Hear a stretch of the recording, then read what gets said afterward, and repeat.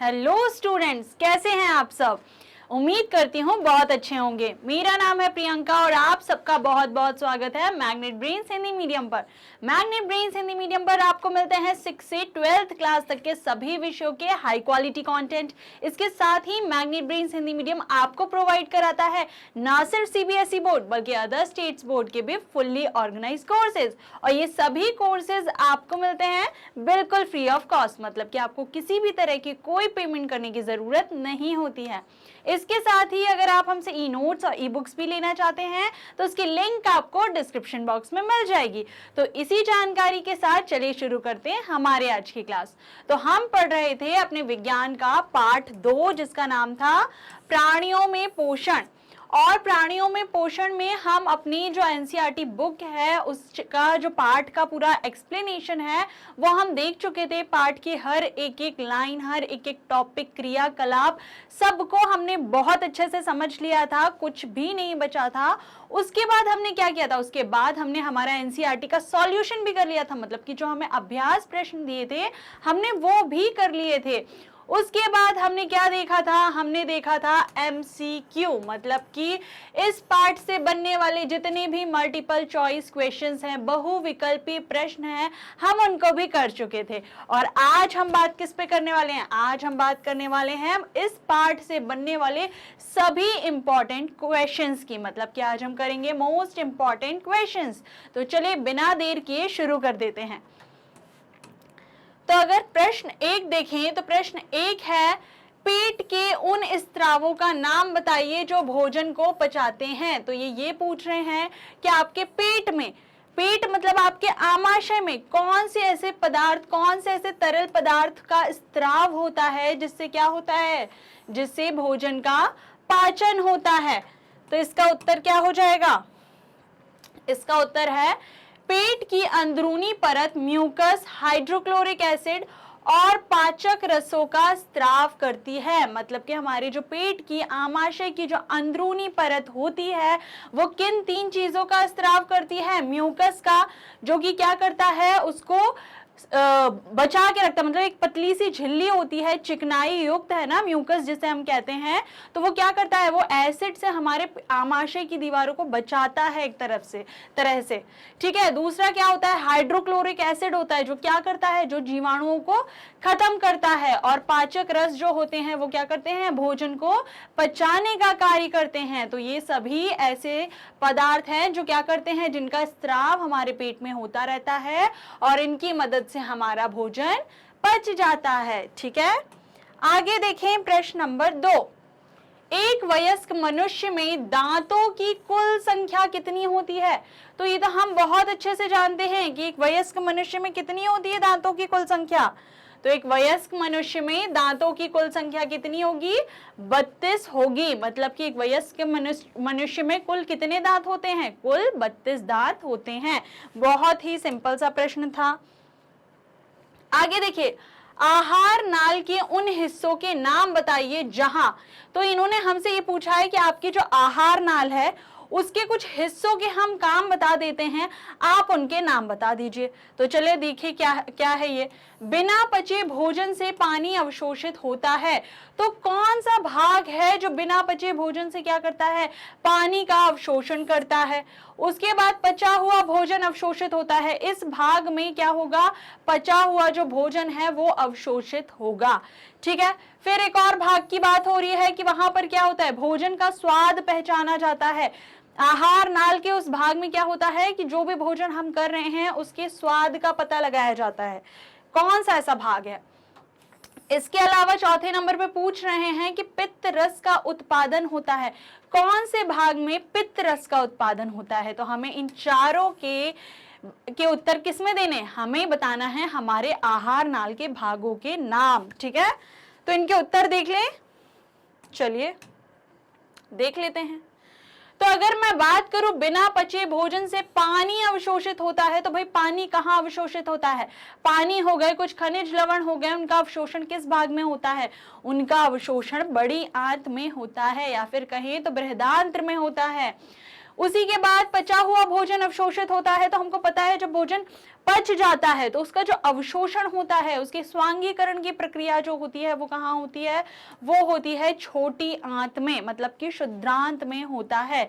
ठीक है, इसके बाद देखते हैं भोजन का स्वाद पहचाना जाता है। अब अगर भोजन के स्वाद पहचानने की बात करें तो भाई स्वाद हमें मिलता कहाँ से, हमें किस भाग से स्वाद आता है, मिलता है, जीभ से मिलता है, इसलिए स्वाद पहचाना भी कहा जाता है, जीभ में पहचाना जाता है। और उसके बाद बात करें कि पित्त रस का उत्पादन कहाँ होता है, तो पित्त रस का उत्पादन यकृत में होता है। बिल्कुल भी कंफ्यूज होके पित्ताशय मत लिख देना बेटा, क्योंकि पित्ताशय में वो जमा होता है, अस्थायी रूप से जमा होता है, वहां पे उत्पादन नहीं होता। उत्पादन कहाँ होता है, यकृत में होता है। ठीक है, आगे देखिए प्रश्न नंबर 4।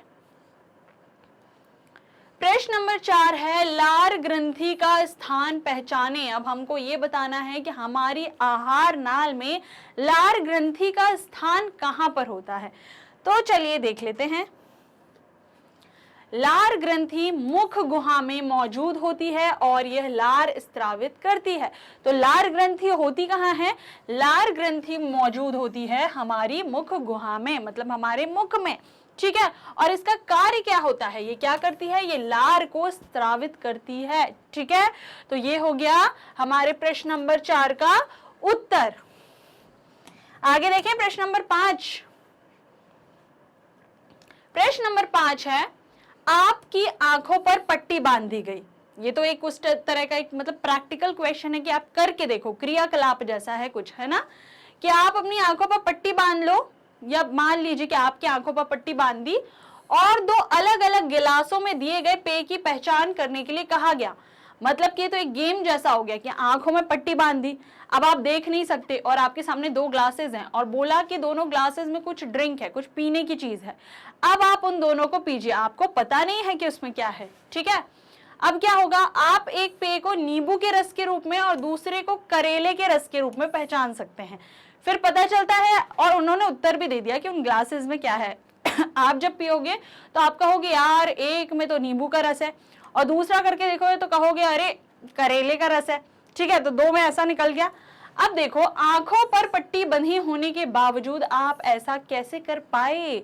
अब वो यही पूछ रहे हैं कि जब आपको पता ही नहीं था कि उस ग्लास में कौन से जूस रखे हुए थे, कौन सा पेय पदार्थ रखा था, तो आपको कैसे पता चल गया कि इसमें करेले का जूस है। क्या आपने निकालते हुए देखा था, क्या आपने नींबू रस बनाते हुए देखा था? आपने तो ऐसा कुछ भी नहीं किया, आपके सामने तो जस्ट बना हुआ बस ला के दे दिया, सर्व कर दिया और पिला दिया आपको। और वो भी पिलाते टाइम आपकी आंखें भी बंद कर दी गई थी कि आप नींबू का रस पहचान लो या फिर हरा देख के करेला पहचान लो, कुछ भी नहीं। फिर भी आपको कैसे पता चल गया? तो इसी का उत्तर हमको करना है। तो इसका उत्तर है आंखों पर पट्टी बंधी होने के बावजूद कोई व्यक्ति जीभ में मौजूद स्वाद कलिकाओं की मदद से 2 अलग अलग पेय की पहचान कर सकता है। तो अब उसको कैसे पता चला? उसको पता चला जब उसने पिया तो वो जो पेय पदार्थ था वो किससे गया? वो हमारी जीभ के द्वारा अंदर गया। और जीभ में हमारी क्या होती हैं? जीभ में हमारे स्वाद कलिकाएं होती हैं। और ये स्वाद कलिकाएं क्या करती हैं? ये स्वाद कलिकाएं जीभ मतलब खाद्य पदार्थ, पेय पदार्थ जो भी है उसके स्वाद को पहचानने का कार्य करती हैं। अब स्वाद कलिकाओं में कौन कौन से स्वाद होते हैं? तो इसमें कड़वा, खट्टा, मीठा, नमकीन स्वाद होता है। ये कुछ मुख्य स्वाद है। जब उसने नींबू का पानी पिया होगा तो इस खट्टी वाली ने उसको बताया कि इसका स्वाद खट्टा है और उसने फटाक से पहचान लिया कि नींबू का रस है। ऐसे ही जब उसने करेले का रस पिया तो क्या हुआ कि जो कड़वा वाला भाग था इसने बताया कि ये कड़वा है, और कड़वा जानते ही उसको पता चल गया कि ये किसका है? ये करेले का रस है। ठीक है, तो इस तरीके से हमारे मुख में जो जीभ में स्वाद कलिकाएं होती हैं उसी की वजह से हम क्या करते हैं? अलग अलग पेय पदार्थ की पहचान कर पाते हैं। ठीक है, आगे चलें। प्रश्न नंबर 6, हमें जल्दबाजी में भोजन नहीं करना चाहिए, कारण दीजिए। देखो हमें हमेशा मना किया जाता है ना कि जल्दी जल्दी नहीं खाना है, आराम से खाओ, चबा चबा के खाओ। तो जब हम जल्दबाजी में भोजन करते हैं तो हमको क्यों रोका जाता है, उसका क्या कारण है? तो आइए जानते हैं कि उसका कारण क्या है। हमें जल्दी जल्दी खाना नहीं खाना चाहिए, क्योंकि अगर हम जल्दी जल्दी खाना खाते हैं या खाते समय बात करते हैं या हंसते हैं तो हमें हिचकी, खांसी या दम घुटने का अनुभव होता है। अगर हम बहुत जल्दी जल्दी खाना खाने लग जाएंगे तो हमारी जो भोजन नली है उसमें क्या होगा, वो उसमें जल्दी, वो भी क्या करती है, वो संकुचित हो के धीरे धीरे धीरे धीरे धीरे खाद्य पदार्थ को अंदर ले जाती है ना। और हम क्या करते हैं, उसका थोड़ा सा पाचन, आंशिक पाचन हम कहाँ कर लेते हैं, अपने मुख में कर लेते हैं, दांतों से चबा के। जब हम जल्दी जल्दी खाएंगे तो हम उसे अच्छे से चबा नहीं पाएंगे, चबा नहीं पाएंगे तो वो सरल पदार्थों में बहुत अच्छे से टूट नहीं पाएगा, है ना। तो वो हम जब ऐसा खाएंगे तो अब वो क्या होगा, जब हमारी भोजन नली से पेट में जाएगा तो उसका संकुचन में थोड़ी सी देर भी लग सकती है। अब उसका संकुचन धीरे धीरे हो रहा है और हम खाते जा रहे हैं जल्दी जल्दी, तो क्या होगा, हमको ऐसा लगने लगा, हमारा दम घुटने लग जाएगा, है ना, हमको ऐसा दम घुटने जैसा फील होने लगेगा। उसके बाद क्या होगा कि हो सकता है खाना थोड़ा बहुत किस में चला जाए, हमारी श्वास नली में भी चला जाए। तो श्वास नली में अगर चला गया तो हमको हिचकियां आने लग जाएगी, खांसियां आने लग जाएगी, श्वास भी हम ऊपर नीचे सांस नहीं ले पाएंगे, तो भी हमको दम घुटने जैसा अनुभव होने लग जाएगा। तो इसी वजह से कहा जाता है कि खाना खाते टाइम ना तो ज्यादा बात करनी चाहिए, ना ही जल्दी जल्दी खाना खाना चाहिए, ना ही बहुत हंसना चाहिए। क्योंकि जब हम ये सब काम करते हैं तो हमारी हंसते हैं तो हमारी जो सांस है वो भी ऊपर नीचे ज्यादा होती है, आपने अनुभव किया होगा है ना। बातें करते हैं तो भी हम क्या, हमारा चबाने से ध्यान हट जाता है, खाने से ध्यान हट जाता है, हम बोलना शुरू कर देते हैं। ठीक, तो इसमें क्या होगा कि हमारा भोजन जो है उसका अच्छी तरह से आंशिक पाचन हमारे मुंह में नहीं हो पाएगा और उसकी वजह से हमें बहुत सारी दिक्कतें हो सकती है ना। जो किस तरह की है, हिचकी आना, खांसी आना, दम घुटना, इस तरह के काम हो सकते हैं। इसलिए हमको मना किया जाता है कि जल्दबाजी में भोजन नहीं करना चाहिए। ठीक है, आगे देखिए प्रश्न नंबर 7। प्रश्न नंबर 7 की बात करें तो पेट से स्त्रावित बलगम की भूमिका स्पष्ट करें। अब जो पेट है उससे जो स्त्रावित बलगम है, जो उससे बलगम निकलता है, उसकी भूमिका बतानी है कि वो क्या करता है, कहाँ प्रयोग होता है। तो देखिए उत्तर, बलगम का कार्य पेट की परत को पेट से स्त्रावित होने वाले हाइड्रोक्लोरिक एसिड की क्रिया से बचाना है। ये बलगम क्या है, ये बलगम है म्यूकस। ठीक है, यह एक हमने पढ़ा था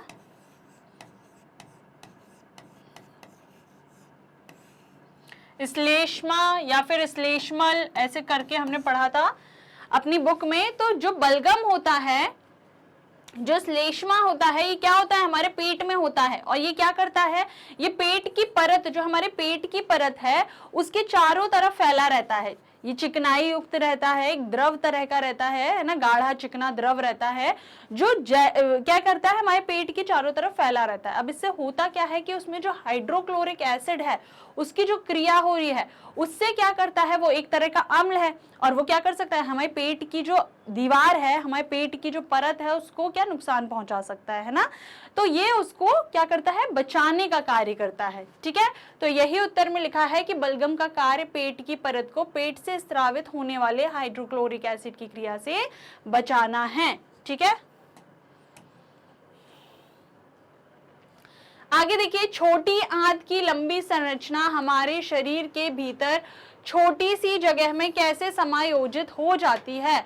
अब ये क्या पूछ रहे हैं कि ये जो छोटी आंत है ये इतनी लंबी होती है ना, 7.5 मीटर की होती है या कहीं 2 फीट की होती है, तो इसकी संरचना इतनी लंबी होती है, ये हमारे शरीर के भीतर इतनी छोटी सी जगह में कैसे आ जाती है, कैसे इसको हम अपने शरीर में रख लेते हैं, क्योंकि होती तो ये बहुत लंबी है। तो इसका उत्तर देखते हैं, छोटी आंत लगभग 7.5 मतलब कि 7.5 या कहें 7.5 मीटर लंबी होती है। ये हमारे शरीर के अंदर कुंडलित रूप में रहती है, उपस्थित रहती है। ठीक है, तो कैसे रहती है, ये कुंडलित रूप में रहती है, ये अपने आप को ऐसे बिल्कुल ऐसे कुंडलित रूप में रहती है, जिसकी वजह से हमारे शरीर में क्या हो जाती है, रह पाती है, मतलब इसको ये बनी रहती है।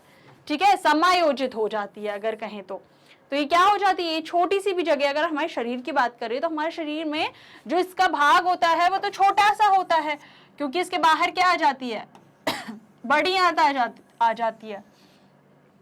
तो इतने से भाग में ये कैसे समायोजित हो पाती है, कैसे फिट हो जाती है अगर कहें तो ये क्या होती है, ये कुंडलित रूप से वहां पे समायोजित रहती है या फिर फिट रहती है। तो उसकी वजह से इतनी लंबी होने के बाद भी ये हमारे शरीर में आ जाती है। ठीक है, आगे देखें, प्रश्न 9 की बात करते हैं। पाचन तंत्र के उस अंग का सुझाव दें जहां यकृत और अग्नाशय से पाचन रस डाला जाता है। अब हमको ये बताना है कि पाचन तंत्र का वह कौन सा अंग है जिसमें यकृत और अग्नाशय से पाचन रस, जो पाचक रस होते हैं, वो डाले जाते हैं और फिर पाचन होता है। तो कौन सा भाग होगा, कौन सा अंग होगा?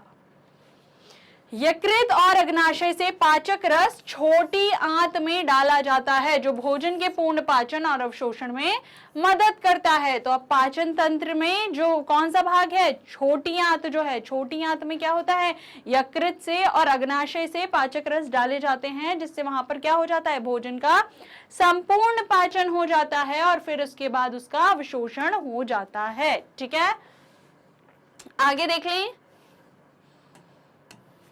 चलो प्रश्न नंबर 10।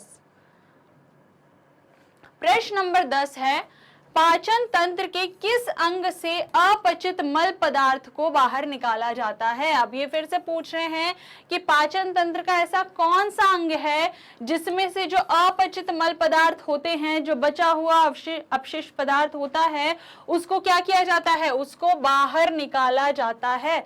तो हमको ऐसे अंग के बारे में बताना है। ठीक है, तो ऐसा कौन सा अंग हो जाएगा?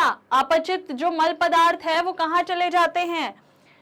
तो अपचित मल पदार्थ को निष्कासन प्रक्रिया के द्वारा गुदा के माध्यम से बाहर निकाला जाता है। ठीक है, तो क्या होता है, वो प्रक्रिया कौन सी होती है? निष्कासन की प्रक्रिया होती है। और किसके द्वारा बाहर निकालते हैं? गुदा के माध्यम से बाहर निकाल दिया जाता है। ठीक है, आगे देखें, छोटे छोटे से प्रश्न है ना, इन्हें याद करने में समय लगेगा क्या? मुझे तो नहीं लगता कोई बहुत ज्यादा समय लगेगा, बहुत छोटे छोटे से हैं ये, तो मुझे लगता है आपको अभी पढ़ते पढ़ते ही याद हो जाएंगे ना? जल्दी से बताइए कमेंट सेक्शन में कि नहीं होंगे, तो इनका फिर और कोई और तरीका ढूंढा जाए कि अगर ये एक लाइन के एक शब्द के उत्तर भी नहीं होंगे तो बताइए, जल्दी से कमेंट सेक्शन में बताइए। और अगर हो जाएंगे, ये बहुत छोटे से लग रहे हैं, आसान लग रहे हैं, मजा आ रहा है, तो फटाफट से वीडियो को क्या कर दीजिए, लाइक कर दीजिए, दोस्तों को शेयर भी कर दीजिए। ठीक है, प्रश्न नंबर 11 देख लें। प्रश्न नंबर 11, जुगाली करने वालों में रुमेन की स्थिति का उल्लेख करें। अब देखो, हमने पढ़ा था कि जो जुगाली करने वाले होते हैं, क्या होते हैं जुगाली करने वाले? जानवर। और कौन से जानवर होते हैं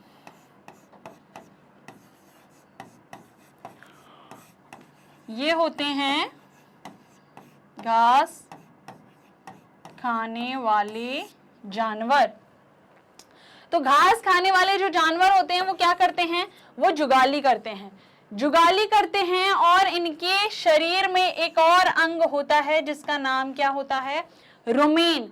तो इस रुमेन की स्थिति का उल्लेख करना है कि रुमेन कहाँ होता है। ठीक है, देख ले इसका उत्तर।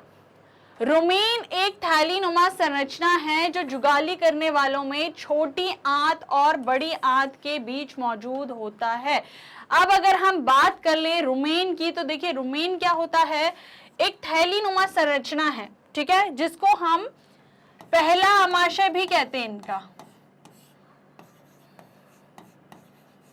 हमको पता है कि जो घास खाने वाले जानवर होते हैं इनमें आमाशय जो है वो 4 भागों में बटा रहता है। ठीक है, पहला आमाशय की बात करें तो पहला आमाशय रुमेन होता है। क्या करते हैं ये? जल्दी जल्दी अपने भोजन को निगल लेते हैं और कहाँ पे इकट्ठा कर लेते हैं? रुमेन में इकट्ठा कर लेते हैं। तो ये एक थैलीनुमा संरचना होती है और ये होती कहाँ है? ये छोटी आंत और बड़ी आंत के बीच में स्थित होता है। ठीक है, आगे देख लें। चलिए, प्रश्न 12 है, हमारे शरीर में पाचन तंत्र के मुख्य अंगों को याद करें और उनके नाम बताएं। अब जो हमारा पाचन तंत्र था उसके कौन कौन से मुख्य अंग थे, ठीक है, उनको याद करके और जल्दी जल्दी उनके नाम बता दो। क्या मैं 2 मिनट फटाफट से इनके नाम लिखने के लिए, क्योंकि आप लोग को तो याद हो ही गया होगा। सबने एनसीईआरटी के चैप्टर एक्सप्लेनेशन देखे हैं कि नहीं देखे? अगर नहीं देखे हैं तो अभी भी समय है, फटाफट से कहाँ जाओ, प्लेलिस्ट पे जाओ और जल्दी से पार्ट 2 के पूरे चैप्टर के एक्सप्लेनेशन देख के आओ। फिर बताओ इस प्रश्न का उत्तर आता है कि नहीं आता है। बता रहे हो क्या? 2 मिनट रुक जाओ। चलो मैं बता देती हूँ, ठीक है। अब तक तो लिख दिए होंगे, बहुत बच्चों के कमेंट आ गए होंगे कमेंट सेक्शन में। करूंगी बेटा मैं बाद में जाके चेक, ऐसा मत सोचना मैं नहीं देखूंगी। बता दूं? पक्का? चलो बता देती हूँ। तो हमारे आहार नाल या फिर पाचन तंत्र की बात करें तो उसके विभिन्न अंग कौन कौन से हैं? पहला है मुख एवं मुख गुहा, ठीक है, यही लिखा था। ग्रसिका या फिर भोजन नली। इसके बाद क्या था? पेट या फिर आमाशय।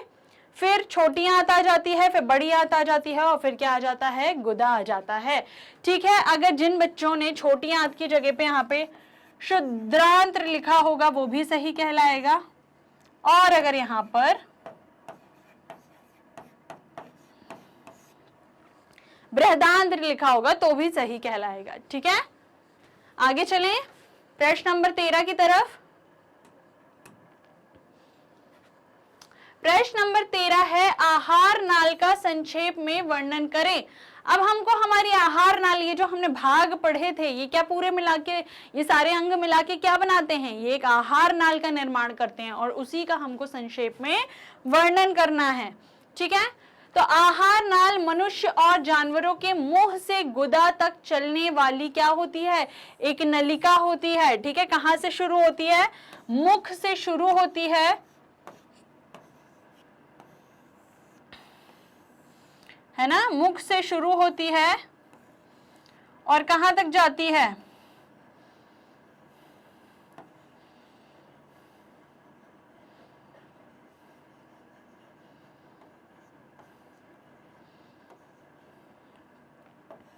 बहुत अच्छे से तो मैं नहीं बना पा रही हूं बेटा यहाँ पे डायग्राम, ठीक है।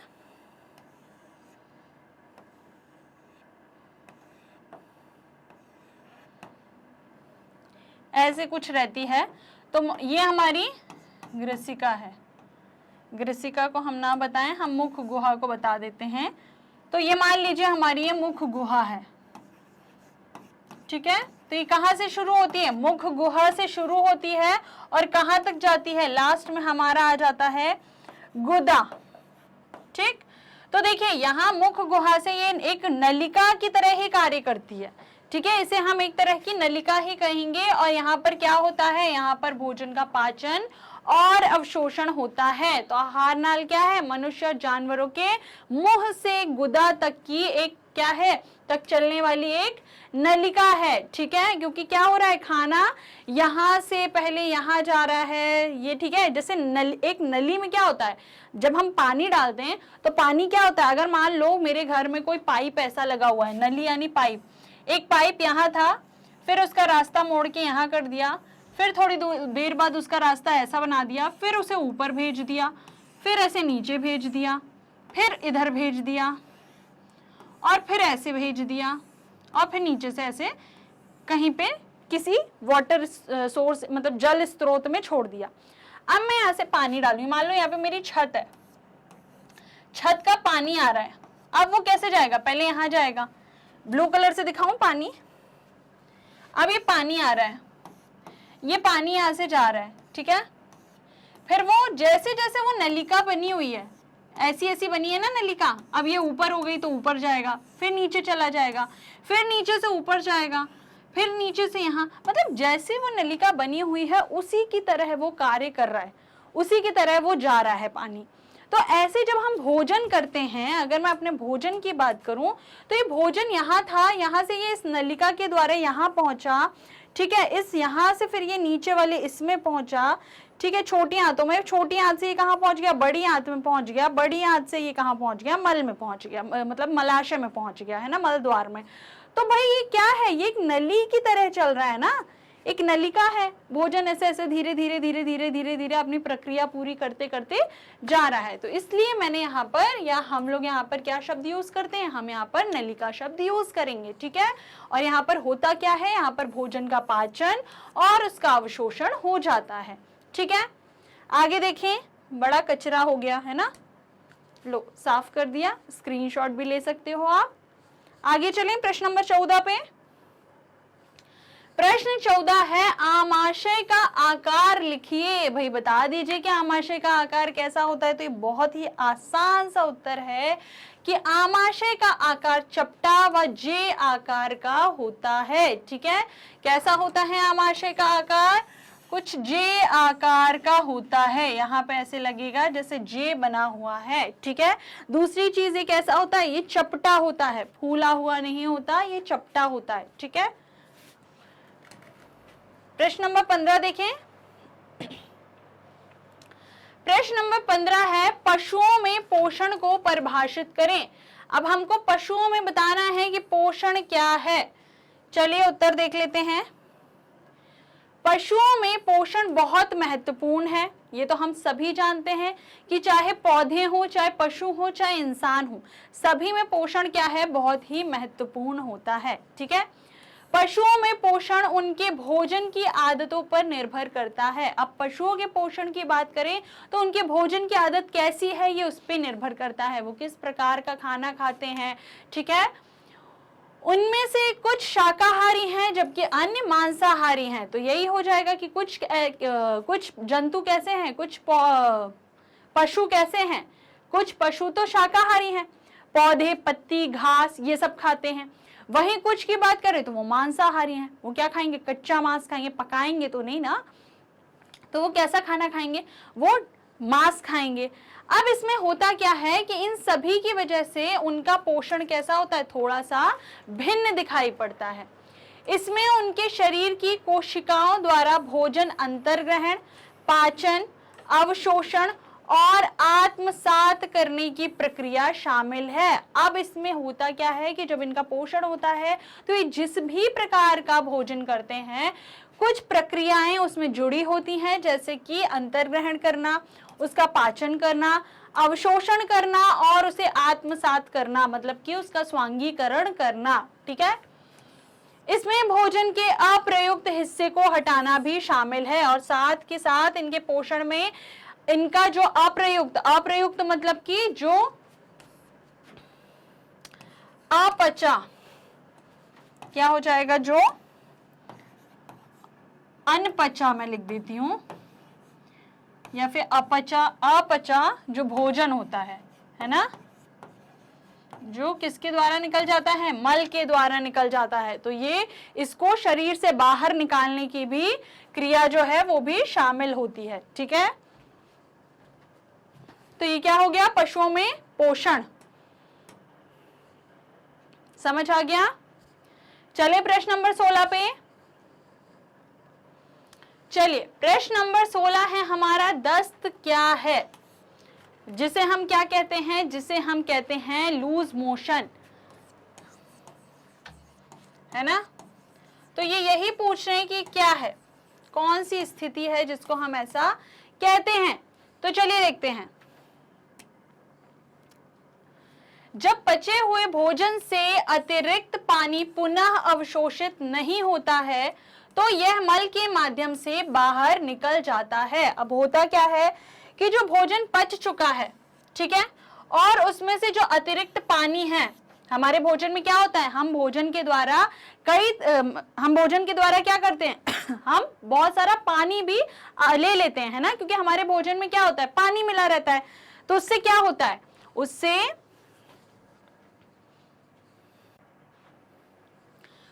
ये होगा कि उसमें बहुत सारा जो पानी है वो भी हमारे शरीर में चला जाएगा। तो जब भोजन को पचाया जाएगा तो ये जो अतिरिक्त पानी है इसका भी क्या होता है, अवशोषण किया जाता है।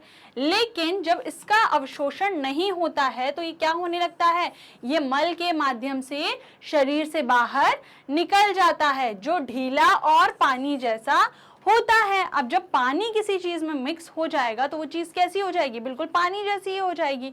तो जब ये निकलता है मल के रूप में तो वो कैसा निकलता है, वो ढीला होता है या फिर पानी के जैसा होता है, ठीक है। पानी जैसे मल के बार बार निकलने को डायरिया कहा जाता है। अब ये जो बार बार हम क्या कर रहे हैं अब जब ये जो पानी जैसा मल है ये क्या बार बार शरीर से बाहर निकल रहा है, एक बार नहीं दो बार, बार बार हमें जाना पड़ रहा है ना मल त्याग करने के लिए, तो ये क्या हो रहा है, ये जो बीमारी है इसको हम क्या कहेंगे, ये जो है ये डायरिया कहलाती है, ठीक है। इसी को हम क्या कहते हैं, दस्त लगना भी कहते हैं। आगे देखिए, जो आहार नली में सूक्ष्म जीवी संक्रमण के कारण होता है, अब इसका कारण क्या है, ये सबसे इंपॉर्टेंट चीज है कि जब हमारी आहार नली में सिर्फ एक भाग की बात नहीं की जा रही है ना, जो हमारी पूरी आहार नली है उसमें जो सूक्ष्म जीवी हैं उनके संक्रमण की वजह से, कुछ ऐसे सूक्ष्म जीवी भी होते हैं जो हमारे शरीर में क्या करते हैं, रोग उत्पन्न करते हैं। अगर वो हमारे आहार नाल में पहुंच जाते हैं तो वो क्या उत्पन्न कर देते हैं, संक्रमण उत्पन्न कर देते हैं, और जिसकी वजह से क्या होता है, भोजन अच्छे तरीके से पच नहीं पाता है, पानी का अवशोषण नहीं हो पाता है और इस प्रकार का मल निकलना शुरू हो जाता है, ठीक है। इससे गंभीर निर्जलीकरण हो सकता है जिसे ओरल रिहाइड्रेशन सॉल्यूशन मतलब कि ORS का उपयोग करके नियंत्रित किया जा सकता है। अब इसमें होता क्या है, ये जो निर्जलीकरण लिखा हुआ है इसमें क्या होगा बेटा कि जब पानी का अवशोषण होगा ही नहीं तो हमारे शरीर को क्या पानी मिलना बंद हो जाएगा, है ना, क्योंकि पानी का जब अवशोषण होता है तभी हमारे शरीर में पानी की पूर्ति हो पाती है। जब पानी का अवशोषण होना ही बंद हो जाएगा तो मतलब शरीर से पानी कम होने लगेगा, उसे पानी तो मिल ही नहीं रहा और जो जा रहा है वो भी क्या हो रहा है, निकल जा रहा है, पानी का अवशोषण हो ही नहीं पा रहा। तो इससे क्या होगा, हमारे शरीर में पानी की कमी हो जाएगी, है ना, हमको डिहाइड्रेशन हो जाएगा, मतलब कि जिसे हम क्या कहते हैं, निर्जलीकरण हो जाएगा।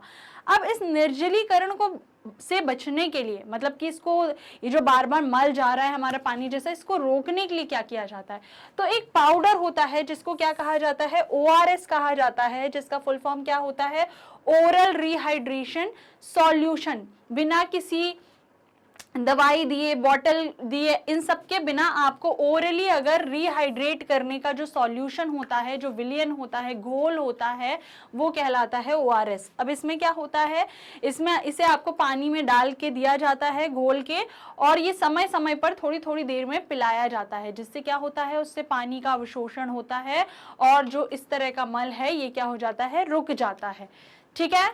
आगे देखें, यहाँ तक समझ आ गया कि क्या है और इसके लिए हम क्या उपाय करते हैं और इसका कारण क्या है, ठीक है।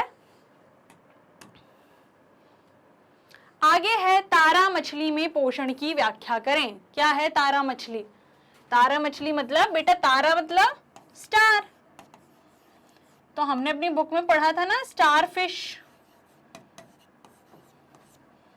तो स्टार फिश, चाहे तो इसे हिंदी में लिखा होगा आपके उसमें ऐसे लिखा होगा, तो स्टार फिश लिखा हो, स्टार फिश लिखा हो, तारा मछली लिखा हो, बात तो इसी की हो रही है, ठीक है, उसी एक की हो रही है। तो उसी में देखना है हमको क्या, उसमें पोषण की व्याख्या करना है। हमने जो प्राणियों में पोषण पाठ था, हमने इस पाठ में सिर्फ ये नहीं देखा था कि मनुष्य में पाचन कैसे होता है ना, मनुष्य में पोषण कैसे होता है, प्राणियों की बात हो रही थी, तो प्राणियों में तो बहुत सारी चीजें आ जाती हैं। प्राणियों में अगर हम बात करें तो इनमें भाई मानव भी है, गंदी राइटिंग, गंदी राइटिंग के लिए कोई कुछ नहीं बोलेगा, ठीक है, मानव भी आ जाता है, जंतु, इसमें मछलियां भी हैं, है ना, मछली, या फिर मैं क्या लिख दूं, जल जीव, जल में भी जीव रहते हैं ना, जल जीव लिख देती हूं मैं, ठीक है। इसके अलावा एक और, एक कोशिकीय जीव, ये सब तो बहुकोशिकीय हो गए, जो एक कोशिकीय जीव हैं, ठीक है। इस तरह की चीजें जितनी है ये सभी आ जाते हैं प्राणियों में। तो हमने इन सभी के बारे में, इन सभी में क्या पोषण को पढ़ा था, और ये एक जल जीव को हमने क्यों लिया था, हमने ये तारा मछली को क्यों लिया था, इसके बारे में क्यों पढ़ा था, क्या खास था, खास ही तो था, इसमें जो पोषण की विधि होती है वो बहुत ही अलग होती है, बहुत ही अलग तरह से पोषण लेती है, इसी वजह से हमने इसको भी देखा था। ठीक है, तो देख लें इसमें पोषण की कैसे होता है। चलिए, स्टार फिश मतलब कि तारा मछली, कंफ्यूज नहीं होना, ठीक है, इसी को तो हिंदी में लिख दिया उन्होंने, स्टार को तारा, फिश को मछली। तो star fish sorry, star fish calcium carbonate के कठोर कवच वाले जंतुओं का आहार करती है। अब ये क्या करती है, ये ऐसे लोगों का आहार करती है, ऐसे जंतुओं का आहार करती है, ऐसे जीवों का आहार करती है जिसमें कैल्शियम कार्बोनेट की क्या हो, अच्छी कठोर परत होती है, कवच होता है। फिर क्या करती है, ये कवच खोलने के बाद अपने मुख से अपना आमाशय बाहर निकालती है, ये उनका कवच खोल देती है और फिर उसके बाद अपने शरीर से अपना आमाशय बाहर निकाल लेती है। ठीक है, और फिर जंतु के जो कोमल भाग हैं, कवच कैसा होगा, कठोर होगा, कठोर कवच को निकाल देगी और उसके अंदर जो उनका कोमल भाग होता है, ठीक है, उसको कोमल भाग को खाती है। आमाशय वापस शरीर में चला जाता है और तथा आहार धीरे धीरे पचता रहता है। तो भाई सोचो कितना अजीब है, अगर हम इंसानों में ऐसा कुछ होने लग जाए तो बड़ा डरावना सा दिखेगा कि हमने अपना आमाशय बाहर निकाला, भोजन उसमें डाला और वापस पेट में फिट कर लिया, है ना। ये तो कुछ ऐसा हो जाएगा जैसे बैग में चेन खोली, कॉपी किताब निकाली और कॉपी किताब वापस डाली, चेन बंद, है ना, कुछ ऐसा सा हो, चेन लगी हो, चेन खोला, आमाशय बाहर निकाल, तो बड़ा अजीब सा हो जाएगा, ऐसा सोच भी नहीं सकते हम। लेकिन इसमें तो होता है, स्टार फिश में तो ऐसा होता है कि क्या करती है, पहले तो इसका जो भोजन है वही कैसा है, बहुत स्पेसिफिक है ना, कि ये खाती है कैसे, जो कैल्शियम कार्बोनेट के जिसमें कठोर कवच होता है। फिर उनका कवच खोलेगी, अंदर का जो नरम भाग है उसे खाना है इसे, लेकिन ये मुंह का प्रयोग नहीं करेगी, ये अपना आमाशय बाहर निकालेगी, उसमें उसको डालेगी और वापस अंदर कर लेगी और फिर धीरे धीरे उसमें आमाशय में पाचन होता रहता है। तो कुछ बहुत ही अद्भुत सा इसका पोषण है, इसलिए हमने इसको यहाँ पर देख लिया। अगर ये भी आपसे पूछा जाए तो आप इसे अपने शब्दों में भी, अगर आपको समझ आ गया है बहुत अच्छे से, तो आप इसे अपने शब्दों में भी लिख सकते हो, है ना। चलो आगे देखें, समझना जरूरी है, रटना जरूरी नहीं है, समझना जरूरी है। रट रट के हम अगर पास भी हुए तो हमको क्या, हम सब भूल जाएंगे, लेकिन अगर हम समझ के चीजों को पढ़ेंगे ना तो वो हम कभी नहीं भूल पाएंगे। ठीक है, इसलिए समझना हमारे लिए ज्यादा जरूरी है रटने से। तो बच्चों आप लोग समझा करो चीजों को, रटा मत करो कि रट लिया अभी जल्दी जल्दी से। रटा हुआ कितनी देर याद रहेगा, 2 मिनट 5 मिनट, आज रटोगे कल पेपर में लिख के आ जाओगे, बस इतना। लेकिन समझी हुई चीज आज समझोगे, तुमसे पूरे जीवन में कभी भी कोई पूछेगा ना तो तुम उसे बता दोगे। ठीक है, इसलिए समझो चीजों को, रटो नहीं। आगे देखिए प्रश्न नंबर 18। चलो प्रश्न नंबर 18 है, श्वास नली भोजन नली के समीप से गुजरती है। बिल्कुल हमने ये देखा था, यदि भोजन के कण श्वास नली में प्रवेश कर जाएं तो क्या होगा, व्याख्या करिए। ठीक है, तो यहाँ पर क्या है हमने ये देखा था कि हमारी जो भोजन नली है वहीं से श्वास नली भी जाती है, उसी के समीप से। अब अगर हमारे भोजन के कण श्वास नली में फंस जाएं तो क्या होगा भाई, तो चलिए देख लेते हैं। श्वास नली नासिका से फेफड़ों तक हवा पहुंचाती है। श्वास नली का काम ही क्या होता है, श्वास नली सांस लेने छोड़ने में काम आती है। तो ये जुड़ी किससे रहती है, ये हमारे फेफड़े से जुड़ी रहती है ना। तो ये वहां पे क्या करती है, हवा पहुंचाने का कार्य करती है। ये भोजन नली के एकदम समीप से जाती है और ये क्या, भोजन नली के एकदम पास से जाती है। ठीक है, यदि संयोग से, अब इसका जो रास्ता है मतलब वो भोजन नली के पास से होके जाता है, और मान लो गलती से ऐसा हुआ कि भोजन के कण श्वास नली में प्रवेश कर जाते हैं, हम बहुत जल्दी जल्दी खा रहे हैं या हम खाते टाइम बहुत हंस रहे हैं, बातें कर रहे हैं जल्दी जल्दी, और ऐसा कुछ हुआ और जो हमारा भोजन है उसके कुछ कण श्वास नली में जाकर फंस गए, तो हमको क्या होगा, हमें घुटन महसूस होने लगेगी। ठीक है, हमको घुटन, क्योंकि क्या होगा, सांस लेने का जो रास्ता है वो ब्लॉक होने लग जाएगा। अब सांस फेफड़े तक जा ही नहीं रही है तो कैसी होगी, घुटन होगी ना हमें।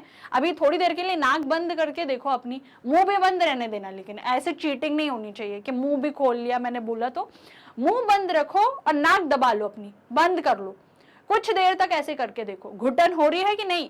जब शरीर में हमारे ऑक्सीजन नहीं जाती है तो हमको घुटन होने लगती है, और ये जो भोजन के कण हैं ये श्वास नली में फंस के क्या करते हैं, रास्ते को बंद करने लगते हैं, सांस अंदर नहीं जा पाती है। जब अंदर नहीं जाती है तो हमको क्या होने लगेगी, हमको घुटन होने लगेगी। बहुत कम कण फंसे हुए हैं तो हिचकी आने लग जाती है, खांसी भी आने लग जाती है। ठीक है, तो अगर ऐसा होता है तो क्या होगा, घुटन महसूस होती है, हिचकी आती है या फिर खांसी आती है। ठीक है, समझ आ गया। आगे चलिए प्रश्न नंबर 19 पे। अब हमको बताना है अमीबा में पोषण की प्रक्रिया समझाइए। अब हमको किसमें, अभी हमने तारा मछली में देखा, अब हम देखेंगे कि अमीबा में पोषण की प्रक्रिया कैसे होती है। देख ले उत्तर। चलिए, अमीबा में पोषण की प्रक्रिया होलोजोइक पोषण के माध्यम से होती है। इसमें भोजन सामग्री का अंतर्ग्रहण, पाचन और उत्सर्जन शामिल है। अमीबा के पास पोषण के लिए कोई विशेष अंग नहीं है। इस प्रक्रिया को फागोसाइटोसिस कहा जाता है। तो अगर हम अमीबा में पोषण की बात करें तो जो अमीबा में पोषण की प्रक्रिया होती है उसको क्या नाम दिया गया है, उसको होलोजोइक नाम दिया गया है। क्यों? क्योंकि ये क्या करते हैं, ये ना अपने कृत्रिम पैर बनाते हैं। ठीक है, फेक पैर, ये क्या करते हैं, अपने कृत्रिम पैरों का निर्माण करते हैं और इनके द्वारा अपने भोजन के पास जाते हैं और उसको फिर अंतर्ग्रहण करते हैं। ठीक है, तो इनके जो पोषण की विधि है, माध्यम है, वो क्या है, होलोजोइक है। ठीक है, इसके बाद इसमें भोजन सामग्री का क्या हो जाएगा, अंतर्ग्रहण हो जाएगा, पाचन हो जाएगा और उसके बाद उत्सर्जन हो जाएगा। ठीक है, और इनके पास कोई विशेष अंग नहीं होता है इसके लिए। तो इस तरीके से ये जो है अमीबा में पोषण होता है, मतलब कि इसकी प्रक्रिया क्या कहलाती है, फागोसाइटोसिस कहलाती है। ठीक है, ये थोड़ी सी एक्स्ट्रा नॉलेज भी है जो हमने इसमें डाल दी है। आगे देखिए प्रश्न नंबर 20, चलिए पढ़िए। प्रश्न नंबर 20 क्या है, तो देख लिया आप लोगों ने, ये है प्रश्न नंबर 20। अच्छा, प्रश्न नंबर 19 में यहाँ पे एक चित्र भी था, एक डायग्राम भी है, देखिए इसे। यहाँ पे दिखा रहा है कि अमीबा में पोषण की प्रक्रिया कैसे होती है। देखिए, ये होता है अमीबा का केंद्रक। ठीक है, फिर उसके बाद यहाँ पे मान लीजिए ये इसका भोजन है, ये किसी खाद्य का कण है, मतलब जिसको ये भोज्य पदार्थ के रूप में लेता है। उसके बाद ये क्या करेगा, ये ऐसे पादाभ अपने कूटपाद बनाएगा। देखिए अभी ये सिंपल दिख रहा है, मैं क्लियर कर देती हूँ, ये वाली पिक्चर सभी क्लियर कर देती हूँ। ठीक है, अब देखिए यहाँ पे क्या है, ये इसका खाद्य कण है, यहाँ पे इसका शेप कुछ अलग दिख रहा है, इसकी आकृति अलग है। अब जब ये अपने खाद्य कण को देखेगा तो ये क्या बनाएगा, ये अपने ऐसे पैर बनाता है। ठीक है, और इसने अपने पैर से क्या किया, उसको फंसा लिया। अब ये जो खाद्य कण है ये कहाँ फंस जाएगा, इसकी खाद्य रिक्तिका में जाएगा और फिर उसके बाद कहाँ, खाद्य धानी में जाकर के फंस जाएगा। जब वो खाद्य धानी में फंस जाएगा तो यहाँ पर क्या हो जाएगा, इसका पाचन शुरू हो जाएगा और फिर इसका ये क्या कर देता है, उत्सर्जन कर देता है। तो इस प्रकार से इस चित्र के माध्यम से हम देख सकते हैं कि अमीबा में पोषण कैसे होता है। ठीक है, अब चलते हैं हम अपने प्रश्न 20 पे। तो हमारा प्रश्न 20 है, भोजन के विभिन्न घटकों और उनके सरल रूपों के नाम बताओ। तो ये बताना है कि भोजन के कौन कौन से घटक होते हैं और फिर हमको ये भी बताना है कि उनके सरल रूप क्या होते हैं। क्योंकि देखिए जो भोजन होता है वो हमारा उसके जो घटक होते हैं वो जाते कैसे हैं शरीर में, वो जटिल रूप में जाते हैं। ठीक है, और जब उनका पाचन होता है तो वो किस में टूटते हैं, वो टूटते हैं सरल रूप में। तो ऐसे जो घटक हैं इनके जो सरल रूप है वो क्या बनते हैं, क्या बन जाते हैं, क्या कहलाते हैं, हम वो देखते हैं। ठीक है, उन्हीं के नाम हमसे इन्होंने पूछे हैं। तो चलिए उत्तर देखते हैं। भोजन के विभिन्न घटक एवं उनके सरल रूप हैं, क्या क्या हैं, यहाँ पे हमारे घटक लिखे हुए हैं और यहाँ पे उनके सरल रूप लिखे हुए हैं। तो चलिए देख लेते हैं। पहला है कार्बोहाइड्रेट। तो अगर कार्बोहाइड्रेट की बात करें तो जब हम कार्बोहाइड्रेट युक्त भोजन करते हैं तो वो किस में टूट जाता है, उसका सरल रूप क्या हो जाता है, उसका सरल रूप शर्करा हो जाता है या फिर ग्लूकोज, ठीक है, ग्लूकोज भी कह सकते हैं। तो किसमें टूट जाता है कार्बोहाइड्रेट? शर्करा या ग्लूकोज में टूट जाता है। इसका सरल रूप ये कहलाएगा, ठीक है। अगर हम बात करें वसा की, तो वसा का सरल रूप क्या होता है? फैटी एसिड और ग्लिसरॉल, मतलब कि वसा अम्ल और ग्लिसरॉल में ये टूट जाता है, ठीक है। आपको फैटी एसिड की जगह पे वसा अम्ल देखने को भी मिल सकता है। तो वसा का सरल रूप क्या कहलाएगा? फैटी एसिड और ग्लिसरॉल, ओके। आगे देखिए प्रोटीन। अगर हम बात करें प्रोटीन की, तो प्रोटीन का सरल रूप क्या है? प्रोटीन पाचन के बाद किस में परिवर्तित हो जाता है? तो वो हो जाता है अमीनो अम्ल में, ठीक है। किसमें? अमीनो अम्ल में। इसके बाद अगर हम बात करें विटामिन की, तो वो विटामिन में रहता है। खनिज और पानी की बात करें तो वो खनिज और पानी में ही रहता है, ठीक है। लेकिन यहाँ पे याद करने वाले कौन से हैं? ये 3 मुख्य हैं जिनको हमें याद करना है, ठीक है। आगे देखें प्रश्न नंबर 21। चलिए देखिए, प्रश्न नंबर 21 है, स्वाद कलिकाओं के विभिन्न क्षेत्रों को दर्शाने वाली जीभ का नामांकित चित्र बनाइए। अब हमें क्या करना है कि ये जो स्वाद कलिकाएं हैं उसके जो विभिन्न क्षेत्र हैं इनको दर्शाने के लिए जीभ का हमको नामांकित चित्र बनाना है और उस पर क्या दर्शानी है? स्वाद कलिकाएं दर्शानी है, ठीक है। तो जीभ का नामांकित चित्र ये रहा। तो आपको क्या करना है? ऐसे जीभ का नामांकित चित्र, एक चित्र बनाना है, ठीक है, फिर नामांकित करना है। तो यहाँ पे हम क्या करेंगे? हम इस भाग को क्या देंगे? मीठा स्वाद देंगे। इस भाग को क्या देंगे? नमकीन स्वाद देंगे। यहाँ पर खट्टा स्वाद देंगे और ये जो पिछला हिस्सा रहेगा इसको हम क्या नाम देंगे? यहाँ पे हम कड़वा स्वाद देंगे। तो इस तरह से हम इसको क्या कर देंगे? नामांकित कर देंगे, ठीक है। जीभ पर स्वाद के विभिन्न क्षेत्र, तो इस तरह से हमने यहाँ पे क्या किया? सभी स्वाद कलिकाओं को दर्शा दिया है, ठीक है। आगे चले प्रश्न नंबर 22 पे, ठीक है। प्रश्न नंबर 22 है हमारा कि स्पष्ट करें कि स्वांगीकरण अवशोषण से किस प्रकार भिन्न है। देखिए, हम जानते हैं कि जब हमारे शरीर में पाचन होता है तो हमारे जो मुख्य चरण होते हैं वो क्या क्या होते हैं? 5 मुख्य चरण होते हैं। कौन कौन से? पहला है अंतर्ग्रहण, उसके बाद पाचन, फिर अवशोषण, उसके बाद स्वांगीकरण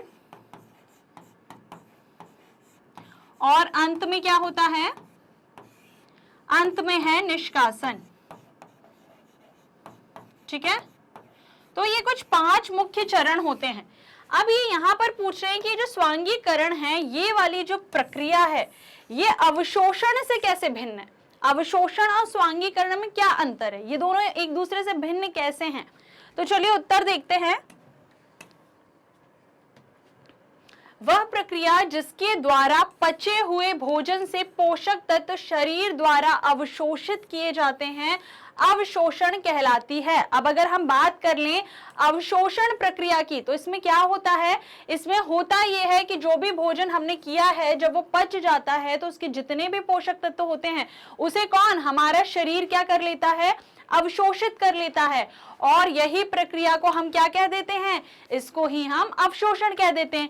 लेकिन अगर हम बात किसकी करें? स्वांगीकरण की, तो जबकि वह प्रक्रिया जिसके द्वारा अवशोषित पोषक तत्वों का उपयोग शरीर द्वारा ऊर्जा प्रदान करने के लिए किया जाता है स्वांगीकरण कहलाती है। अब अगर हम बात कर लें स्वांगीकरण की, तो इसमें क्या होगा कि वो जो अवशोषित हुआ है ना, अवशोषण की प्रक्रिया से हमने क्या किया? पोषक तत्वों को अवशोषित कर लिया।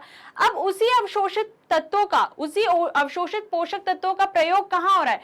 शरीर में। जब वो ऊर्जा के लिए, ऊर्जा हमको जब मिल रही है तो वही प्रक्रिया क्या कहलाएगी? वो हो जाएगी स्वांगीकरण की प्रक्रिया, जब उन्हीं पोषक तत्वों का हमारा शरीर क्या करेगा? प्रयोग करेगा, ठीक है। तो वो क्या कहलाएगा? स्वांगीकरण कहलाएगा। आगे देखें प्रश्न नंबर 23। तो क्या है प्रश्न नंबर 23? ठीक है, तो अब क्या है प्रश्न नंबर 23? प्रश्न 23 है, उल्टी के दौरान भोजन विपरीत दिशा में चला जाता है, कैसे? देखो उल्टी जब होती है तो क्या होता है, हमारे आहार नाल जो है उससे भोजन कैसे आता है, ये मुख है अगर और नीचे गुदा द्वार है, ठीक है, तो यहां से भोजन ऐसे जाना चाहिए, मतलब बीच में बहुत सारे भाग हैं, बस मैं उसकी दिशा बता रही हूँ कि ऊपर से नीचे की तरफ जाना चाहिए, है ना। लेकिन जब हमें उल्टी होती है तो चीजें कहां से निकलती हैं, हमारे मुख से निकलती हैं, मतलब कि अब ये क्या हो रहा है, विपरीत दिशा में आ रहा है, ये नीचे से ऊपर की तरफ आ रहा है। तो ये यही पूछ रहे हैं कि उल्टी के दौरान जो भोजन है वो विपरीत दिशा में कैसे चला जाता है, हमको यही बताना है, ठीक। तो देखिए उत्तर यह है कि जब भोजन पेट द्वारा स्वीकार नहीं किया जाता तो पेट में तीव्र दबाव बनता है, पेट में मौजूद सामग्री को फिर पीछे धकेल दिया जाता है और ये लौटा हुआ पदार्थ उल्टी के रूप में मुंह से बाहर निकल जाता है। अब हमने क्या किया, हमने भोजन किया, हमारा आमाशय फुल हो गया, ठीक है, अब उसने पाचन की प्रक्रिया शुरू कर दी।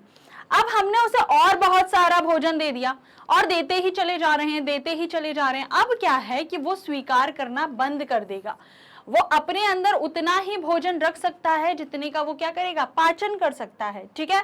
जब पेट हमारा स्वीकार करना बंद कर देता है तो क्या होता है, वो भोजन किस तरफ जाता है, अब वहां से तो प्रेशर बन रहा है ना, कि उसने तो बंद, मान लो कि हमारा आमाशय है, गलत ही बना दिया आमाशय हमने, मान लो हमारा आमाशय है, ठीक है, यहाँ पे एक वॉल्व लगा हुआ है, ठीक।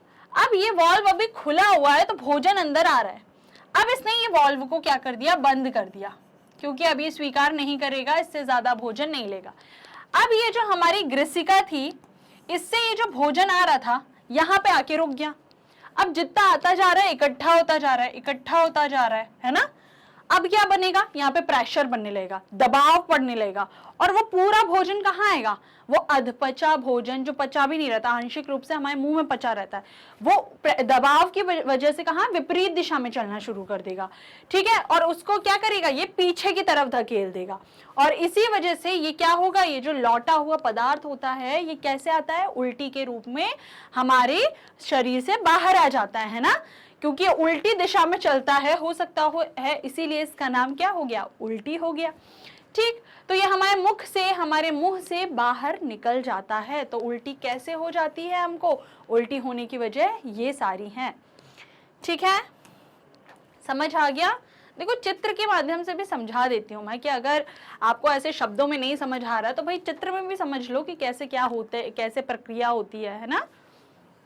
आगे देख ले प्रश्न नंबर 24।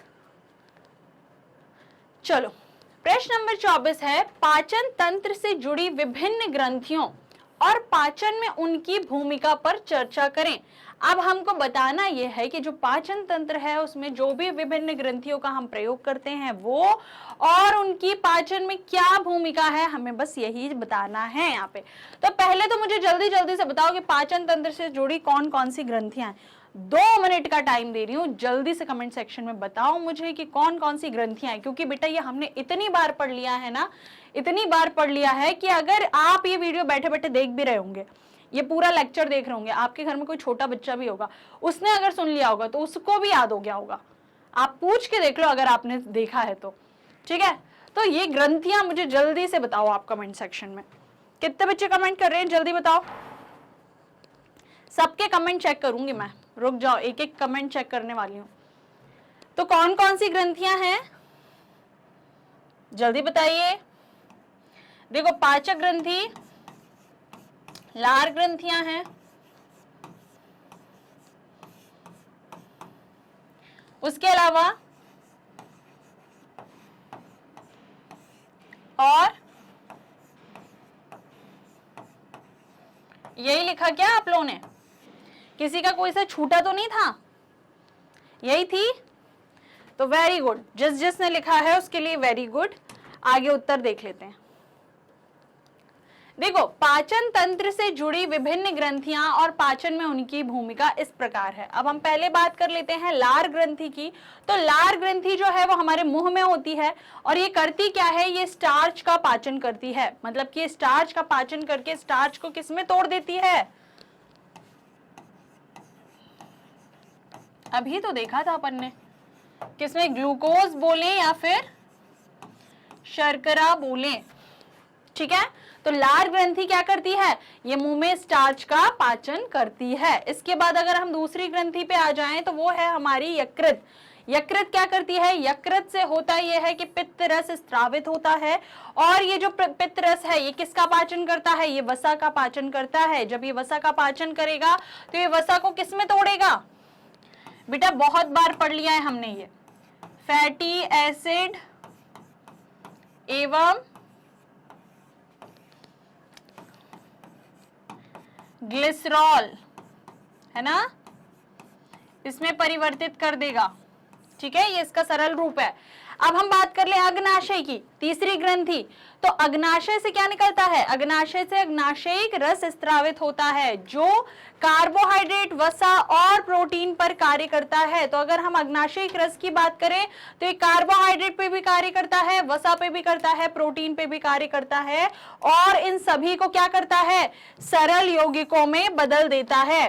अब कार्बोहाइड्रेट मतलब कि स्टार्च का तो हमने देख लिया कि वो किस सरल रूप में टूटता है, वसा का भी हमने देख लिया। प्रोटीन की बात करें तो प्रोटीन किस में टूटेगा, अमीनो एसिड, ठीक है, ओके। ये भी एक बार से हमारे क्या हो गए, रिवाइज हो गए। देख लिया यहां तक, क्लियर कर दूं।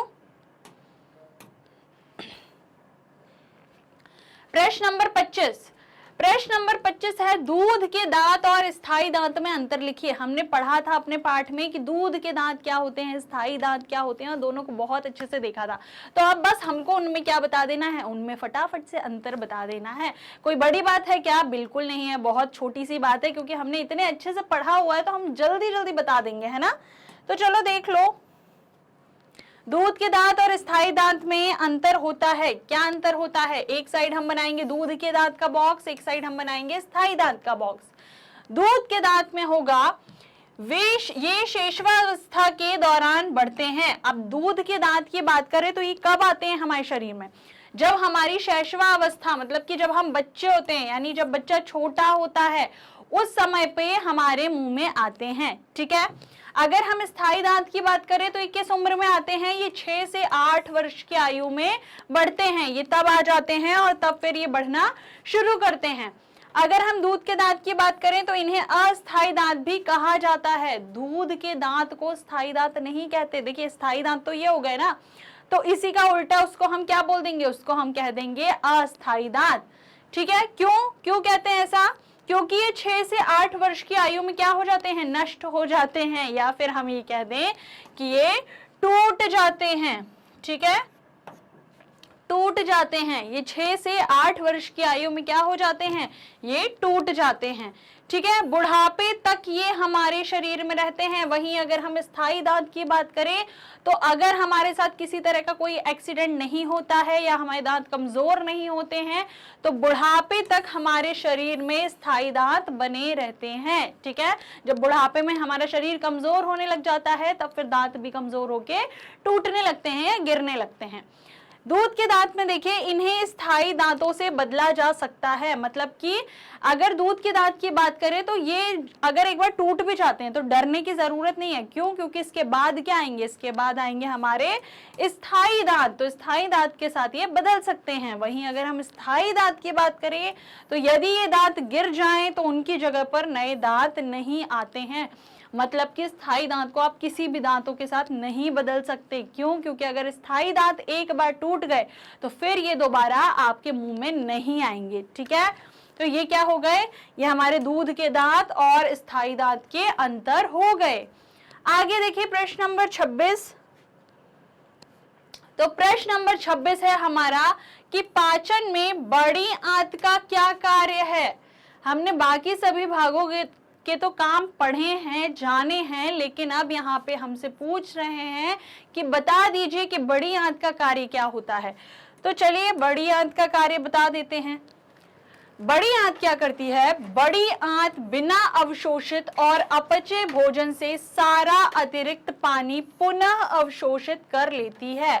अब ये क्या करती है कि जितना भी अपचा भोजन होता है या फिर बिना अवशोषित होता है, उस भोजन से ये क्या कर लेती है, फिर से पूरे पानी को अवशोषित कर लेती है। एक तरह से कहा जाए तो क्या होता है, पानी के जो अवशोषण की प्रक्रिया होती है वो कहाँ होती है, वो बड़ी आंत में ही होती है। इस प्रकार यह भोजन के अवशोषित भाग को मल के रूप में बनाने और उत्सर्जन द्वारा उसके निष्कासन में मदद करता है। अब शुद्धांत में क्या होता है या छोटी आंत में क्या होता है, भोजन का संपूर्ण पाचन हो जाता है, ठीक है। अब उसके बाद भी कुछ ऐसी चीजें रह जाती है, मान लीजिए पानी रह गया उस भोजन में या फिर उसमें कुछ लवण रह गए, तो उनका पाचन कहाँ होगा, उनका पाचन फिर कहाँ, बड़ी आंत में जब उसे भेजा जाता है तो वहां पर होता है। और ये सब चीजें भी उसमें से अवशोषित कर लेने के बाद वो क्या बच जाता है, अपशिष्ट बन जाता है। तो उन सभी को क्या कर देती है बड़ी आंत, उन सभी को वो मल के रूप में मल द्वार में भेज देती है, ठीक है। तो उसके बाद उसका हमारे शरीर से क्या हो जाता है, निष्कासन हो जाता है। और इस क्रिया में, इस प्रक्रिया में कौन मदद करता है, इसमें बड़ी आंत मदद करती है। इस प्रकार अधिकांश पानी को रक्त में लौटाने से अतिरिक्त पानी की कमी को रोका जा सकता है। अब ये जो अधिकांश पानी था, जो एक्स्ट्रा पानी इसने निकाला, उसको वापस क्या कर देती है, हमारे शरीर में भेज देती है। उससे क्या होता है, हमारे शरीर में पानी की कमी से हम बच जाते हैं, ठीक है। और साथ ही शरीर से बिना अवशोषित भोजन को भी बाहर निकाला जा सकता है। और साथ में क्या हो जाता है कि बिना अवशोषित भोजन, जो कि हमारे शरीर के लिए अब हानिकारक हो सकता है ज्यादा समय तक शरीर में अगर रहा तो उसको भी बाहर निकाल देती है, ठीक है। तो ये क्या हो गए, ये बड़ी आंत के कार्य हो गए, ठीक है। आगे देखें प्रश्न नंबर 27, ठीक है। प्रश्न नंबर 27 है, मनुष्यों में मौजूद विभिन्न प्रकार के दांतों और उनके कार्यों की सूची बनाइए। तो अब ये पूछ रहे हैं, देखिए हमारे मुंह में कई तरह के दांत होते हैं, एक ही तरह के दांत नहीं होते हैं, अलग अलग दांत होते हैं। तो हमको उनके बारे में बताना है और उनके क्या क्या कार्य होते हैं ये बताना है। तो चलिए इसका उत्तर देख लेते हैं। मनुष्य में मौजूद विभिन्न प्रकार के दांत और उनके कार्य इस प्रकार है। पहला कौन सा है, पहले होते हैं कृतंक, ठीक है। पहले हम किसकी बात कर लें, बात कर लेते हैं कृतंक की। तो कृतंक जो होते हैं, इनका क्या कार्य होता है, कृतंक से हम मुख्य रूप से काटने का काम करते हैं। कृतंक हमारे चेहरे को अच्छा आकार देकर सुंदर बनाता है। अब अगर हम अपने मुख में आगे के 4, नीचे के 4 दांतों की बात करें तो ये क्या कहलाते हैं, ये कृतंक कहलाते हैं। और इससे हम क्या करते हैं, काटने, चीरने, फाड़ने का काम करते हैं। और साथ के साथ इनकी वजह से ही हमारे मुख का ये जो शेप दिख रहा है, तो ये हमारे चेहरे को एक बनावट देते हैं जिससे हमारा चेहरा सुंदर दिखता है, ठीक है। अब हम बात कर ले रदनक की। तो रदनक जो होते हैं वो मुंह में 2 ऊपर तथा 2 नीचे, कुल 4 रदनक होते हैं। और रदनक का कार्य क्या है, रदनक का कार्य है चीरने तथा फाड़ने का, सॉरी यहाँ पे काटने का काम है ना, चीरने फाड़ने का काम किसका हो जाता है, रदनक का हो जाता है। तो ये क्या करता है, चीरने और फाड़ने का कार्य करते हैं। और टोटल इनकी कितनी संख्या होती है, इनकी संख्या 4 होती है, ठीक है। आगे देखिए, ये तो 2 हो गए। इनके अलावा फिर आ जाते हैं, देखिए यहाँ पे बनी हुई है फोटो, इसमें आपको मैं दिखाती हूँ कि कहाँ कहाँ है। ये जो 4 दांत हैं नीचे के, इसी तरह बेटा 4 ऊपर भी होते हैं। तो ये क्या हो जाते हैं, इनको कहते हैं कृतंक, ठीक है। अब इसके बाद इनके बगल में यहाँ पे देखिए, ये 2 नीचे और ऐसे ही 2 ऊपर क्या हो जाएंगे, रदनक। इसके बाद फिर ये 2 और यहाँ पे 2, ये अग्रचर्वणक कहलाएंगे, ठीक है। और फिर यहाँ पीछे के 3 और यहाँ भी पीछे के 3, ये देखिए ये नीचे के भाग का दिखा रहे, सेम ऐसे ऊपर भी होते हैं। मतलब कि अगर इस साइड पे 2 और 2 4 अग्रचर्वणक हैं तो 4 ऊपर भी होंगे। मतलब टोटल कितने होंगे, ये 8 होंगे, ये 4 होंगे, ये कितने होंगे, ये भी 8 होंगे, नहीं हाँ 4 4 8। और चर्वणक की बात करें तो 3 इधर है 3 उधर है, मतलब 6 हो गए। तो 6 ऊपर भी होंगे, तो चर्वणक कितने हो जाएंगे हमारे, 12 हो जाएंगे, ठीक है। तो इस प्रकार से हमारे मुख में ये सारे दांत होते हैं। अभी हमने किसकी बात कर ली, रदनक की बात कर ली और किसकी? कृतंक की बात कर ली। तो कृतंक किया हमने देख लिया, और रदनक भी ये देख लिया। रदनक थोड़े से नुकीले से होते हैं आपके मुख में, आप ध्यान देना। आगे देखे दो और, तो देखो अग्र चर्वणक होता है तीसरा, और चौथा होता है चर्वणक। ठीक है, अग्र चर्वणक के कार्य की बात करें तो अग्र चर्वणक मुंह में रदनक के बाद स्थित होता है, हमको भी दिख रहा है यहाँ पे अगर रदनक है तो इसके बाद जो है वो क्या है? अग्र चर्वणक है। ठीक है, और अग्र चर्वणक भोजन को चबाने का काम करते हैं, जैसा कि उसका नाम है चर्वणक, तो ये आगे वाले दांत है जो क्या करते हैं? चबाने का कार्य करते हैं। ठीक है, अब चर्वणक देख लें हम, तो चर्वणक चबाए हुए भोजन को और महीन पीसने का कार्य करता है। तो अब चर्वणक थोड़े से इनसे और चौड़े होते हैं, मजबूत होते हैं, और इन्होंने जो खाने को चबाया है उसको और ज्यादा बारीक पीसने के लिए, और ज्यादा चबाने के लिए हम किसका प्रयोग करते हैं? हम इन चर्वणक का प्रयोग करते हैं। तो ठीक है, इस प्रकार से ये हमारे मुख में जो दांत हैं उनके प्रकार हो गए और उनके कार्य भी हो गए। ठीक है, समझ आ गया? यहाँ पे देखो, यहाँ पे भी दिख रहे हैं ना, ये कृतंक कुछ ऐसा दिखता है, रदनक कैसे नुकीला दिखता है, चर्वण अग्र चर्वणक कैसा, और देखो चर्वणक कितना चौड़ा दिखता है। ठीक है, इनकी आप ये जड़ें देखोगे ना, रूट्स, ये रूट्स होती है इनकी, ये भी देखो कैसी, इसकी देखो कितनी मजबूत होती है। ठीक, आगे समझ, आगे देखें, क्लियर कर दूं, स्क्रीनशॉट वगैरह लेना हो तो ले लीजिए। चलो आगे देखें, प्रश्न नंबर 28 है कि दांतों की सड़न से बचने के लिए निवारक उपायों की सूची बनाइए जिनको अपनाना चाहिए। अब भाई दांत हैं हमारे इतने प्रकार के, 32 दांत मुंह में हैं अलग अलग प्रकार के, तो ये जो है भाई इनकी सड़न भी तो हो सकती है, इनका क्षय भी तो हो सकता है। तो इनकी सड़न से अगर बचना है तो उसके लिए कैसे उपायों को अपनाना चाहिए, देख लेते हैं हम ऐसे कौन से उपाय हैं। निम्नलिखित उपाय अपनाकर दांतों की सड़न को रोका जा सकता है। ठीक है, देखते हैं कौन कौन से हैं। पहला है, प्रत्येक भोजन के बाद अपने दांतों को अच्छी तरह से धोना और साफ करना चाहिए। अब अगर हम बात करें अपने दांतों को स्वच्छ, जैसे क्या हम करते हैं, हम अपने शरीर को साफ रखते हैं, है ना, स्वच्छ रखते हैं। हम बाहर से खेल के आते हैं, हम तुरंत हाथ धोते हैं क्योंकि हमारे हाथ गंदे हो जाते हैं। हम खाना खाते हैं उसके बाद हम अपने हाथ धोते हैं क्योंकि हाथ कैसे हो जाते हैं? गंदे हो जाते हैं। तो हम अपने शरीर की सफाई करते रहते हैं। पैर गंदे हो गए तो पैर धो लेते हैं, बाहर अगर हम नंगे पैर चले गए तो, है ना, पैरों में मिट्टी लग गई, ऐसा कुछ भी होता है तो हम क्या कर रहे हैं? हम अपने शरीर के भागों की सफाई तो कर रहे हैं, लेकिन क्या हम दांतों की सफाई भी कुछ इस तरह से करते हैं? तो हम प्रत्येक भोजन के बाद जब हम भोजन करें, तो क्योंकि जब हम भोजन को खाते हैं, चबाते हैं, तो उसके कुछ भाग हमारे मुख में ही रह जाते हैं और हमारे दांतों में क्या हो जाते हैं? फंस जाते हैं। ठीक है, तो प्रत्येक भोजन के बाद अपने दांतों को क्या करना चाहिए? अच्छी तरह से साफ करना चाहिए।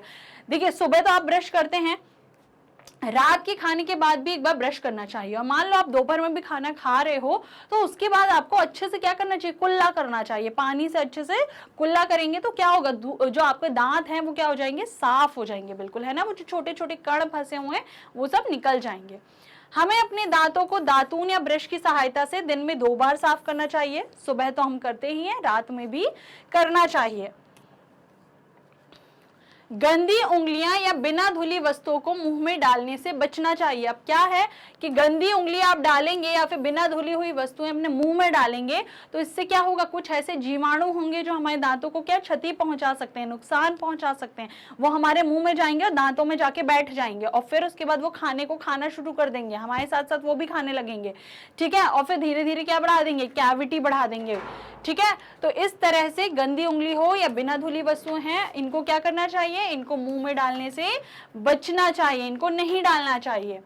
इसके बाद बात करें 4th पॉइंट की, तो हमें मिठाई, चॉकलेट, टॉफी, आइसक्रीम आदि के सेवन से बचना चाहिए। देखिए बेटा, इन सब में क्या होता है? ये सब मीठी चीजें हैं, और मीठी चीजें जो होती हैं इसमें क्या होती है? इसमें होती है बहुत सारी शर्करा।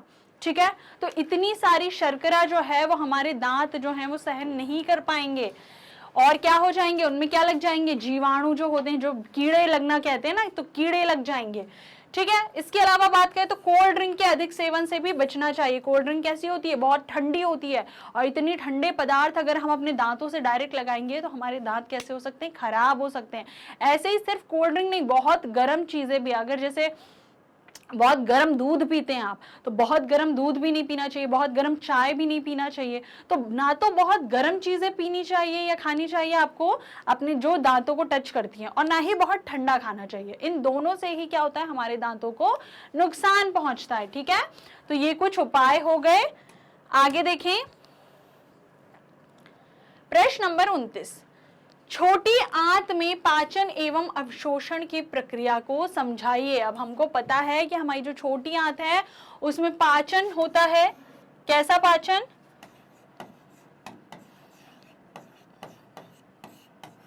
संपूर्ण पाचन। हमारे भोजन का जो संपूर्ण पाचन है वो कहाँ होता है? छोटी आंत में ही होता है। इसके साथ साथ हमको ये भी पता है कि अवशोषण की प्रक्रिया भी छोटी आंत में ही होती है, तो हमको वही यहाँ पर समझाना है, बताना है। देख लें उत्तर।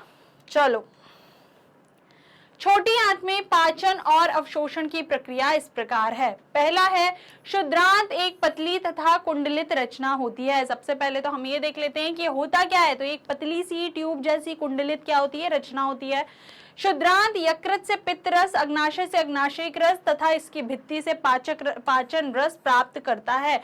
अब क्षुद्रांत क्या करता है? 3 जगह से पाचन रस लेता है। ठीक है, एक तो यकृत से पित्त रस ले लेता है, अग्नाशय से अग्नाशयिक रस ले लेता है, साथ में क्षुद्रांत की जो भित्ति होती है, मतलब कि उसकी जो दीवारें होती हैं, उसमें से भी कुछ पाचन रस लेता है, और फिर भोजन का क्या करता है? पाचन करना शुरू कर देता है। ठीक है, छोटी आंत या क्षुद्रांत में भोजन में उपस्थित वसा अम्ल तथा ग्लिसरॉल में और प्रोटीन अमीनो अम्ल में परिवर्तित हो जाता है। अब जब ये जटिल पदार्थ सरल पदार्थ में टूटते हैं तो ये किसमें परिवर्तित हो जाते हैं?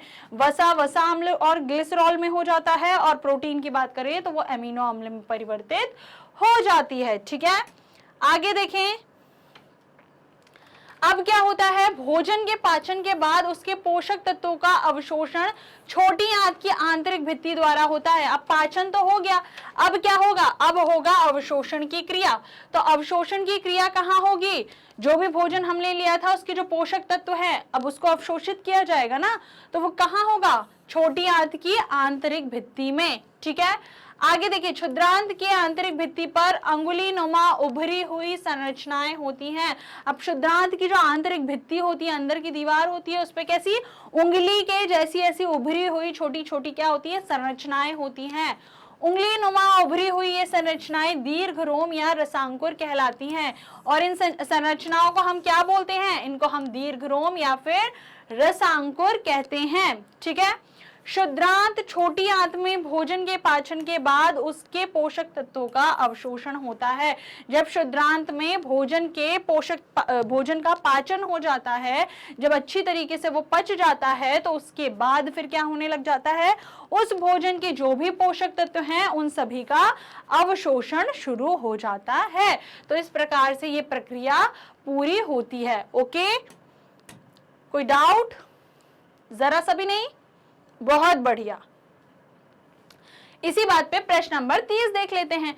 तो प्रश्न नंबर 30 है कि जुगाली करने वालों में रुमेन का महत्व समझाइए। हम जानते हैं कि जुगाली करने वाले जीव जो हैं वो कौन से जीव होते हैं? वो जीव होते हैं घास खाने वाले जीव, और घास खाने वाले जीव जो हैं उनमें क्या होता है? उनमें एक अंग होता है उनके आहार नाल में, रुमेन करके। तो हमें रुमेन का महत्व समझाना है। ठीक है, हमने आम आशय, छोटी आंत, बड़ी आंत तो सबके में सुना है, लेकिन ये रुमेन जो है ये इनमें होता है, ये जो उन्हें खास बनाता है, तो हमें उसी का महत्व जानना है। ठीक है, देखें उत्तर देख लें। ओके, रुमेन घास खाने वाले जानवरों के पेट का एक हिस्सा है। ठीक है, तो अगर रुमेन की बात करें तो ये किसका? पेट का एक हिस्सा है, और ये उस भोजन को संग्रहित करता है जिसे जुगाली करने वाला पुनः मुंह में लाकर चबाता है। ये क्या करता है? कौन से भोजन को संग्रहित करता है? ये उस भोजन को संग्रहित करता है जिसको वो जानवर फिर से लाएगा और जुगाली करेगा। मतलब कि जानवर करते क्या हैं कि पहले वो जल्दी जल्दी खा के रुमेन में संग्रहित कर लेते हैं और फिर उसको वापस ला करके चबाते रहते हैं। ठीक है, तो ये उस भोजन को संग्रहित करता है। दूसरी बार निगलता है। रुमेन में कई छोटे जीव होते हैं जो भोजन के पाचन में सहायता करते हैं।